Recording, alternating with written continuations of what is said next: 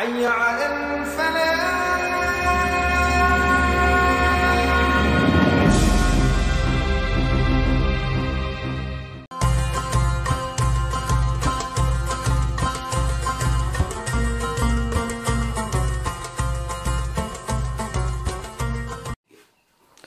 Bismillahirrahmanirrahim. Assalamualaikum warahmatullahi wabarakatuh. Alhamdulillah. Wassalatu wassalamu ala rasulillah Sayyidina Muhammad ibn Abdullah wa ala alihi wa sahbihi wa man wala. Subhanaka la ilma lana illa ma'allamtana innaka antal alimul hakim. Rabbi syrah li sadri wa yassir li amri wa hlul 'uqdatam min lisani yafqahu qawli wa saddid lisani wa hadi qalbi bihaqqin nabiyyi sallallahu alaihi wasallam. بالسند المتصل إلى الإمام حجة الإسلام أبي حامد محمد بن محمد الغزالي الطوسي رحمه الله تعالى ونفعنا به في الدارين آمين. السادس الإمساك عن إخراج القيء، فالاستقاءة تفسد الصوم وإن ضرأه القيء لم يفسد صومه، وإن اقتلع نخامة من حلقه أو صدره لم يفسد صومه، رخصة لعموم البلوى به إلا أن يبتلئه بعد وصوله إلى فيه فإنه يفطر عند ذلك. نعم. Yang keenam, di sini kita masih melanjutkan pembahasan kitab Ihya Ulumuddin karya Imam Hujjatul Islam Abi Hamid Muhammad bin Muhammad Al-Ghazali. Beliau menyampaikan bahwasanya yang keenam termasuk hal yang wajib dilakukan oleh orang yang berpuasa adalah al-imsak an ikhrajil qai', menahan diri dari sengaja muntah. Muntah itu sendiri tidak membatalkan puasa. Muntah itu sendiri tidak membatalkan puasa. Nabi SAW dalam sebuah hadis yang diriwayatkan oleh Al-Imam At-Tirmidzi, Rasulullah bersabda, "Man dara'ahu al-qai' wa huwa sha'im falaysa 'alaihi qada." Barang siapa yang muntah tanpa disengaja, memang muntah tanpa ada kesengajaan, tanpa ada upaya untuk mengeluarkan muntah tersebut. Barang siapa yang dara'ahu al-qai', muntah tanpa disengaja, memang keluar muntah itu, wa huwa sha'im, dalam keadaan berpuasa, maka apa kata Nabi, falaisa alaihi qada, maka dia tidak harus mengqadha, artinya puasanya sah, sehingga dia tidak perlu mengqadha, puasanya itu sudah gugur kewajibannya karena puasa hari itu sah. Nah, tapi sebaliknya kata Nabi, wa man istaqa'a 'amdan falyaqdi, tapi barang siapa yang sengaja mengeluarkan muntah, aslinya nggak pengen muntah, nggak enak, tapi sengaja dikorek-korek supaya muntah. Kadang-kadang kan ada anak kecil tuh, supaya beralasan sakit di depan orang tuanya, pengen nggak sekolah, sengaja dikorek-korek amandalnya sama dia, tujuannya supaya muntah. Nah, itu sengaja muntah. Atau sebenarnya dia bisa nahan tapi malah dikeluarkan sama dia, itu sengaja muntah namanya. Atau dia sengaja cari bau-bau yang memang dia kalau nyium bau itu enak, sengaja, itu namanya sengaja muntah. Kata Nabi, hendaknya dia mengqadha puasanya karena puasanya pada hari tersebut tidak sah. Jadi muntah tanpa disengaja dengan sendirinya keluar, dhara'ahul qai', itu puasanya tetap sah dan dia tidak wajib qadha. Beda halnya muntah yang memang sengaja. Nabi SAW mengatakan muntah itu membatalkan puasa. Naam. Wa in dara'ahul qai' lam yafsud shaumuh. Tapi di sini dengan catatan muntah yang tidak disengaja tidak membatalkan wudu, dengan catatan manakala muntah itu tidak kembali ketelan lagi. Kalau muntah yang disengaja udah jelas tanpa ketelan lagi pun batal. Tapi muntah yang tidak disengaja tidak membatalkan wudu, dengan catatan tidak ada yang kembali tertelan. Kalau ada yang kembali tertelan bagaimana? Maka yang tertelan itu menyebabkan batalnya puasa. Makanya orang sesudah muntah itu dianjurkan atau diperintahkan oleh syariat untuk kumur-kumur. Kenapa? Muntah itu najis, sehingga sisa muntah yang ada di mulut ini najis, perlu kumur-kumur untuk disucikan. Kumur-kumur untuk bersuci, kumur-kumur untuk bersuci, walaupun mubalaghah kumurnya. Kemarin kan kita sudah jelaskan, Kalau orang puasa itu ketika wudhu disunahkan untuk kumur-kumur, tapi nggak disunahkan mubalaghah, nggak perlu sampai berlebihan kumur-kumurnya. Beda halnya di luar puasa, disunahkan untuk berlebihan sampai ke ujung tenggorokan sini. Tapi kalau orang yang sedang berpuasa tidak disunahkan, makruh hukumnya mubalaghah. Andai kata sengaja tertelan ketika dia wudhu kumur-kumur mubalaghah, nggak sengaja tertelan, maka batal puasanya walaupun tanpa sengaja di situ. Nah, tapi di dalam konteks membersihkan mulut dari muntah ini sebaliknya. Justru diperintahkan untuk mubalaghah, diperintahkan untuk kumur-kumur yang agak berlebihan. Artinya betul-betul mencakup seluruh mulutnya. Nah, sampai ke batas sini. Nah, sampai ke batas sebelum ke amandel itu. Seperti itu. Nah, itu diperintahkan tujuannya apa? Supaya mulutnya bersih, tidak ada najis. Kenapa demikian? Karena kalau ada najis yang tersisa, nanti kalau tertelan dengan ludah, akhirnya batal karena dinelan sesuatu yang najis. Hukum asal nelan ludah itu nggak batal hukum asalnya. Tapi dengan 3 syarat dia nggak batal. Yang pertama tidak bercampur dengan yang lain. Yang kedua tidak bercampur dengan najis atau tidak menjadi najis ludahnya. Kalau ludahnya najis seperti ludah yang bercampur dengan sisa muntah, maka itu najis. Kalau tertelan hukumnya batal, karenanya harus segera dibersihkan setelah muntah itu. Ada yang ketiga, syarat ludah tidak membatalkan puasa itu belum keluar dari mulut. Kalau udah keluar dari mulut kemudian ditelan kembali, maka itu hukumnya batal puasanya. Nah, jadi seperti itu ya. Muntah yang tanpa disengaja, yang tidak membatalkan wudu, muntah yang dengan catatan tidak ada sisa-sisanya yang tertelan kembali bersama ludah, atau pokoknya tidak ada yang tertelan kembali. Nah, kalau ada yang tertelan kembali sisa-sisa muntah tersebut, maka puasanya batal walaupun muntahnya tidak disengaja. Kenapa? Karena menelan sisa daripada muntah tersebut yang membatalkan. Saya kira ini jelas ya. Nah, kemudian di sini Imam Al-Ghazali menjelaskan satu masalah lagi. Wa in iqtala'a nukhamatan min halqihi aw sadrihi lam yafsud shaumuhu. Kalau si shaim iqtala'a nukhamatan, dia mengeluarkan dahaknya, reak dahak. Dia keluarkan iqtala'a, ada dalam bahasa Arab ada ibtala'a, ada iqtala'a pakai qaf, iqtala'a. Kalau ibtala'a artinya menelan. Kalau iqtala'a dari qala'a yaqla' asalnya. Iqtala'a yaqtali'u iqtila'an.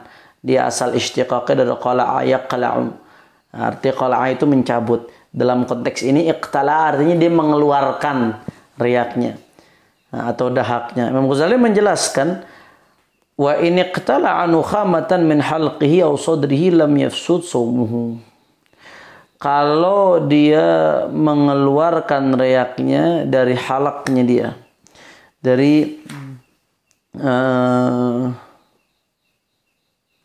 dari tenggorokannya, dikeluarkan itu reak dari tenggorokan, atau min sadri, atau dari dadanya dia, dikeluarkan itu reak, dahak, maka bagaimana? Kemudian dilepeh. Nah, dikeluarkan, maka bagaimana? Lam yafsud shaumuhu, nggak rusak puasanya dia, nggak batal kalau sekedar mengeluarkan dahak reak dan dikeluarkan.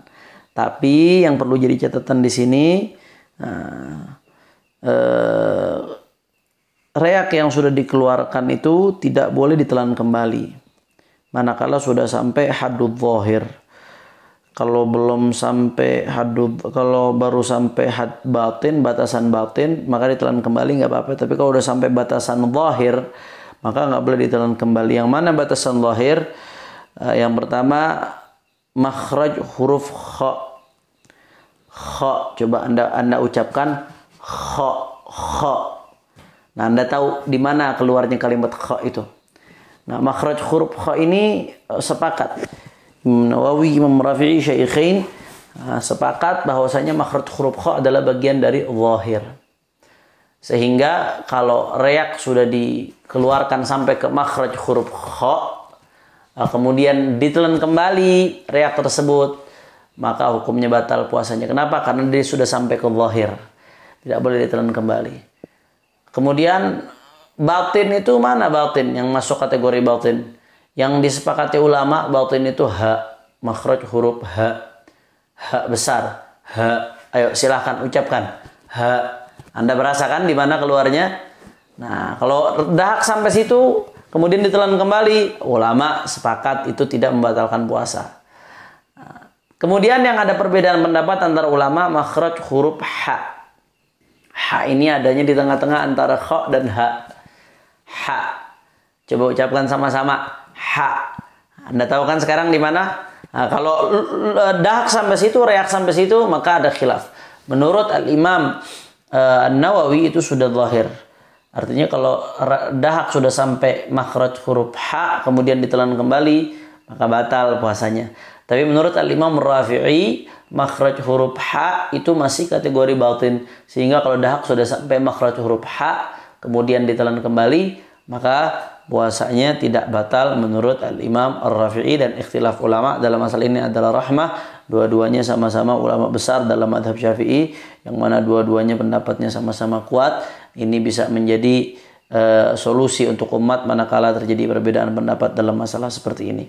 Nah, rukhsatan li'umumil balwa tadi kalau sekedar mengeluarkan saja nggak batal, yang penting langsung dilepeh, langsung dikeluarkan, kecuali kalau ditelan kembali, maka dilihat illa an yabtalihu ba'da usulihi la fi ay dhahiri fihi fa innahu yuftir inda dzalik. Kecuali kalau dia sudah sampai zahir tadi makhraj kha menurut sepakat ulama dan makhraj ha menurut Imam Nawawi, udah sampai situ ditelan kembali maka batal. Tapi kalau masih di batin, yaitu ha menurut semua ulama atau ha menurut Al-Imam Rafi'i, ditelan kembali, maka itu tidak batal puasanya. Fa innahu la yuftir inda dzalik, enggak batal puasanya. Nah, ini penting untuk difahami.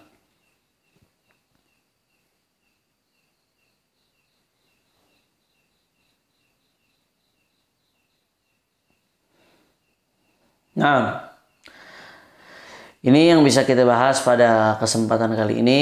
Mudah-mudahan yang sedikit ini bisa bermanfaat. Sungguh pahala kita menuntut ilmu di bulan Ramadan ini sangat besar. Apalagi terkait hukum-hukum yang terkait dengan puasa. Karena ini adalah kewajiban bagi kita, sehingga kita harus memahami hukum Allah dalam masalah-masalah tersebut. Mudah-mudahan kita selalu diberkahi oleh Allah Subhanahu wa Ta'ala. Saya jadi teringat, kadang-kadang ada orang terhalangi untuk hadir majelis, untuk ngaji, baik sekarang ngaji langsung atau ngaji seperti sekarang via streaming, gara-gara ada urusan ini, ada urusan itu, terhalangi untuk ngaji. Kadang-kadang gara-gara saya lagi pusing, lagi sumpek, saya nggak mau ngaji. Padahal ngaji itu adalah obat daripada sumpekan. Pernah diceritakan oleh Al-Imam Sya'rani, Al-Imam Sya'rani, Abdul Wahhab Sya'rani, ulama besar yang punya kitab Tanbihul Mughtarrin. Beliau dalam kitab Tabaqat yang beliau tulis, kitab terjemah, beliau menulis biografi salah satu gurunya, itu Al-Allamah Syekhul Islam Zakaria Al-Ansari. Syekhul Islam Zakaria Al-Ansari adalah guru dari Al-Imam Sya'rani. Syekhul Islam Al-Imam Zakaria Al-Ansari pernah suatu saat beliau sedang ngajar, Imam Sya'rani hadir. Imam Sya'rani ketika itu sedang dalam suda' syadid, merasakan pusing yang sangat berat, pusingnya betul-betul sudah syadid, pusing yang sangat berat. Syekhul Islam Zakaria Al-Ansari melihat ada yang beda nih sepertinya dari Imam Sya'rani. Ditanya, kamu kenapa? Saya sedang pusing berat, Syekh. Kata Syekhul Islam Zakaria Al-Ansari, inwi bil ilm asy-syifa. Kamu niatkan hadirnya kamu di majelis ilmu ini, niatkan untuk kesembuhan. Akhirnya Imam Sya'rani menancapkan niat tersebut dalam hatinya. Kata beliau, seketika itu Allah Subhanahu wa Ta'ala memberikan kepadaku kesembuhan. Subhanallah, subhanallah, alhamdulillah, subhanallah. Jadi saya pernah dengar dari Abu ya Sayyid Ahmad ibn Sayyid Muhammad ibn Alawi Al-Maliki, rahafidhahullah ta'ala wa ra'ah, wa rahimallah Sayyid Muhammad wa Sayyid Alawi wa abaihima ajma'in, amin ya rabbal alamin.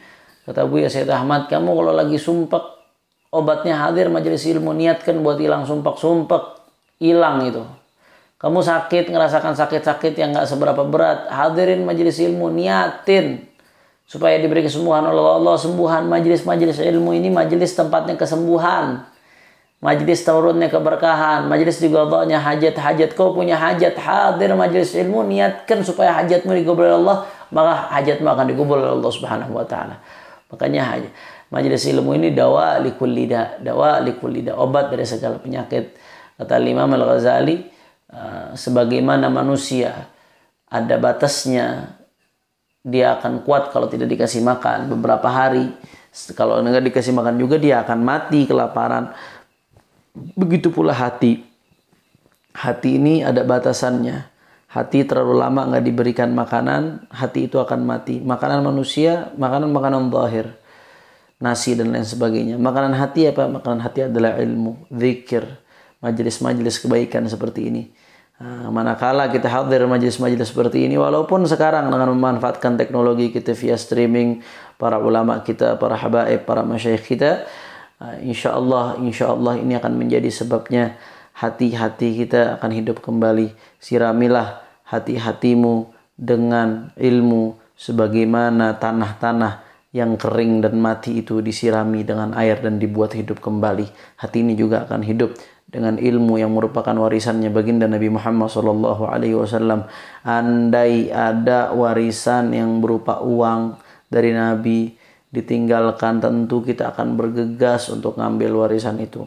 Jangankan uang, andai ada warisan Nabi atau peninggalan Nabi, baju bekas Nabi dan lain sebagainya, pasti kita akan bergegas mengambil warisan itu. Tapi ini adalah warisan Nabi Muhammad SAW yang Nabi langsung katakan, al-anbiya lam yuwarrithu dinaran wala dirhaman wa innama warrathul ilma wa innama warrathul ilma. Para nabi itu tidak mewarisi dinar juga dirham, akan tetapi para nabi-nabi itu mewarisi ilmunya. Karenanya di sini dibagi-bagikan warisannya baginda Nabi Muhammad sallallahu alaihi wasallam. Mudah-mudahan yang saya bahas yang sedikit ini bisa bermanfaat, dan mudah-mudahan hati kita dibuat selalu hidup, khususnya di bulan Ramadan ini, untuk bisa menghidupkan malam-malam kita dengan mendekatkan diri kepada Allah Subhanahu wa taala. Amin, amin, amin ya rabbal alamin. Ini saja yang saya sampaikan. Mudah-mudahan yang sedikit ini bisa bermanfaat. Mohon maaf apabila ada salah-salah kata atau ada penyampaian yang kurang berkenan. Kita bertemu lagi dalam kesempatan berikutnya. Wal afu minkum. Wassalamualaikum warahmatullahi wabarakatuh.